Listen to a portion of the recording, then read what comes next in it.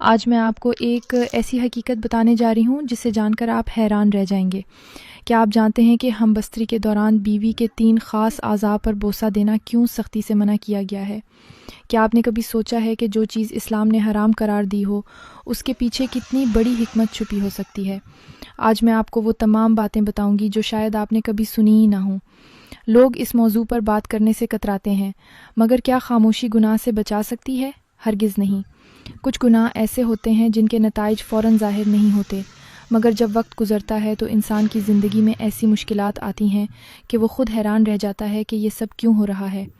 ہم بستری کے دوران بیوی کے 3 مخصوص اعضاء پر بوسہ دینا صرف ایک معمولی غلطی نہیں، بلکہ اس کے اثرات انسان کی پوری زندگی پر مرتب ہو سکتے ہیں۔ کیا آپ جانتے ہیں کہ ان 3 جگہوں پر بوسہ دینا نہ صرف دینی لحاظ سے حرام ہے، بلکہ یہ عمل جسمانی، روحانی اور نفسیاتی نقصانات کا سبب بھی بن سکتا ہے؟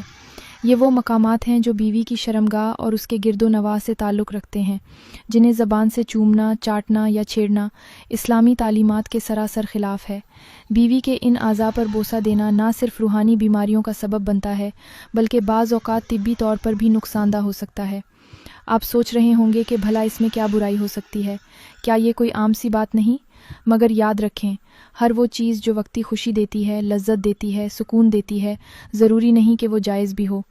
پیارے بھائیوں اور بہنوں، یہاں میں آپ کو سمجھانے کے لیے نبی کریم صلی اللہ علیہ وسلم کا ایک فرمان سناتی ہوں، تاکہ آپ کو معلوم ہو جائے کہ حلال اور حرام کے درمیان فرق کرنا کیوں ضروری ہے۔ میرے نبی صلی اللہ علیہ وسلم نے فرمایا، جب انسان بار بار کسی گناہ کے قریب جاتا ہے تو اس کا دل سیاہ ہو جاتا ہے، یہاں تک کہ وہ اس گناہ کو معمولی سمجھنے لگتا ہے۔ میرے محترم بھائیوں، بالکل ایسے جیسے کوئی شخص ابتدا میں کسی آگ کے قریب کھڑا ہو تو اسے حرارت محسوس ہوتی ہے، مگر جب وہ روز اس آگ کے پاس جانے لگے تو آہستہ آہستہ اس کا جسم اس حرارت کا عادی ہو جاتا ہے، اور ایک دن ایسا آتا ہے کہ وہ خود اسی آگ میں جا گرتا ہے۔ یہی حال ان لوگوں کا ہوتا ہے جو پہلے حرام سے بچنے کی کوشش کرتے ہیں، مگر پھر آہستہ آہستہ اس کے قریب ہوتے جاتے ہیں، اور ایک وقت آتا ہے کہ انہیں اس کی برائی کا احساس ہی نہیں رہتا۔ آج ہم جس دور میں جی رہے ہیں وہاں بہت سی ایسی چیزیں گناہ شمار ہوتی ہیں، مگر معاشرہ انہیں معمولی بات سمجھنے لگا ہے، اور جب کوئی شخص ان کے نقصانات کے بارے میں بتاتا ہے تو لوگ ہنسی میں اڑا دیتے ہیں۔ مگر یاد رکھیں، اللہ کے احکام کو نظر انداز کرنا ہمیشہ نقصان کا باعث بنتا ہے، چاہے وہ نقصان فوراً ظاہر ہو یا وقت گزرنے کے بعد۔ میرے محترم بھائیوں، اگر آپ یہ بیان مکمل سنے بغیر چھوڑ گئے تو شاید آپ اپنی زندگی کی سب سے اہم حقیقت سے محروم رہ جائیں۔